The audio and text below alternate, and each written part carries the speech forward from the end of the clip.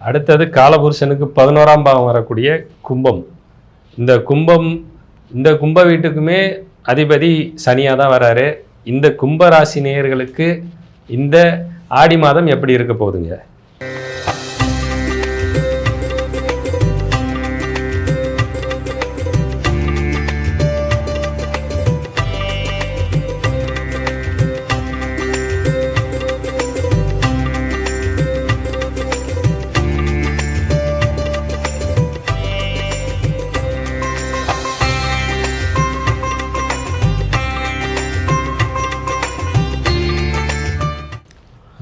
கும்பராசினியரை பொறுத்து பார்த்தீங்களேன், இப்போ அவருக்கு 2ஆம் இடத்துல பார்த்தீங்கன்னா சனி இருக்காரு. நல்ல ஒரு மகிழ்ச்சியான செய்தி குடும்பத்தில் வந்து இந்த மாதம் வந்து அமையுங்க. ஏன்னு சொல்ல போறேன்னா, நல்ல மகிழ்ச்சியான செய்திகள் வந்து குடும்பத்தில் அமையும். தடைப்பட்டிருந்த நல்ல காரியம் குடும்பத்தில் நடக்கும். சிலருக்கு பார்த்தா திருமண வாய்ப்புகள் இருக்கும். குழந்தை இல்லாமல் இருப்பாங்களே, அவங்களுக்கு குழந்தை பாக்கியம் உண்டாகும். சிலர்லாம் பார்த்தீங்கன்னா சார், சொந்த வீடுன்னு ஒரு கனவாக இருந்தது, லோன் கிடைக்காம இருந்தது, நிறைய பேங்க்ல ஏறி இறங்கிட்டேன், இந்த வீடு வந்து லோன் கிடைக்காம இருந்தது அப்படின்னு போது அந்த லோன் அமையும். தடைப்பட்டது நடக்கும்ன்றீங்க. தடைப்பட்ட காரியம் நடக்குங்க அவங்களுக்கு. 2வது வீட்டில் சுப நிகழ்ச்சிகள் நடக்கும். சொந்தங்கள் ஒன்று சேர்றது, பிரிந்து போன சொந்தங்களை ஒன்று சேர்றது, அந்த மாதிரி விஷயம் நடக்கும். ஆனால் இருந்தாலும் இவங்களும் பார்த்தீங்கன்னா அந்த உடல் விஷயம் இருக்குல்ல, அந்த உடம்பு சார்ந்த விஷயத்த கொஞ்சம் ஆரோக்கியத்தை கொஞ்சம் கவனம் செலுத்தணும். ஜாதகரே ஆமா, மற்றவங்கள ஜாதகரே இவங்க வந்து பார்த்தீங்கன்னா வந்து அந்த உடல் சார்ந்த விஷயத்த வந்து கொஞ்சம் கவனம் செலுத்தி பார்க்கும்போது பார்த்தீங்கன்னா இந்த ஆடி மாதம் நல்ல மாதமாக அமையும். 2வது இந்த புதுசாக பிஸ்னஸ் ஆரம்பிக்கிறேன், ஒரு இன்வெஸ்ட்மெண்ட் பண்ணுறேன் போது கொஞ்சம் ஜாகிரதையாக இருங்க. ஏன்னு பார்த்தீங்கன்னா இந்த பிஸ்னஸ் ஆகட்டும் இன்வெஸ்ட்மெண்ட் ஆகட்டும், நான் முந்தைய சொன்ன மாதிரி தான் லீகலாக பார்த்து பண்ணுங்க.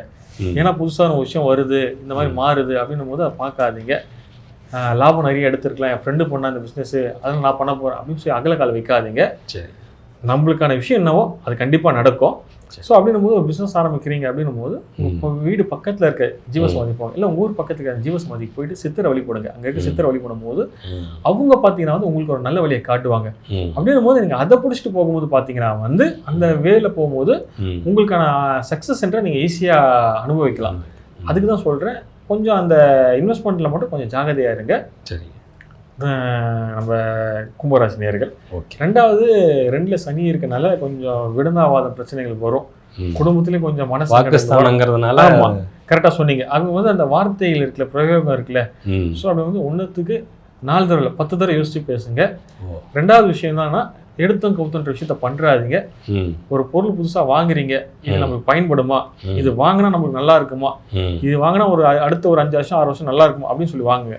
சிலர் பார்த்தீங்கன்னா வந்து வீட்டில் சார் ஒரு பொருள் ரொம்ப நல்லா இருக்குது சார், அது வந்து ரிப்பேர் பண்ணி ஓட்டிட்டு இருக்கோம், அந்த மாற்றிலாம் இருக்கணும், தயவுசெய்து மாற்றிடுங்க. ஏன்னா இப்போ புதிய வீட்டில் வந்து பார்த்தீங்கன்னா புதுசாக வந்து அந்த கேஜெட்ஸ் வாங்கலாம்.